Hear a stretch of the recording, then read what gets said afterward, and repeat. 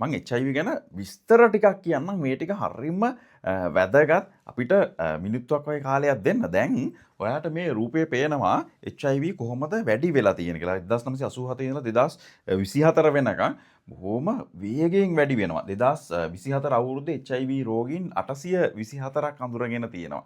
ඒතොර මේ රෝගීන්ගෙත් විශේෂත්වයක් තියෙනවා. මම ඒකත් ඉදිරියේදී කියන්නම්. ඒතොර ඔයාට මේ රූපේ මතක තියාගන්න HIV cases වැඩි වේගෙන යනවා ලංකාවේ. ඊට පස්සේ තවත් මෙන්න මේ රූපය දැක්කොත් ඔයාලට කියන්න පුළුවන් 2010 ඉඳලා මේ වෙනකොට 6 ගුණයකින් HIV cases හඳුනා ගැනීම වැඩි වෙලා තියෙනවා. මම අර වැඩි වෙන එකටම තවත් අදහසක් කිව්වේ. දැන් අපි අතර වැඩි වෙන බව. එතකොට මේ වැඩි වෙන්නේ කවුරු අතරද? ඒක තමයි ඊළඟ ප්‍රධාන ගැටලුව තියෙන්නේ. ඉස්සර කාලේ මේ HIV හැදෙන මුල් කාලේදී මේක කාන්තාය අතර තමයි බහුලව හමු වුණේ. දැන් අපිට කාන්තායගෙත් හමු වෙනවා. හැබැයි ඊට වඩා 7 ගුණයක් විතර වැඩි පිරිමි අයගේ.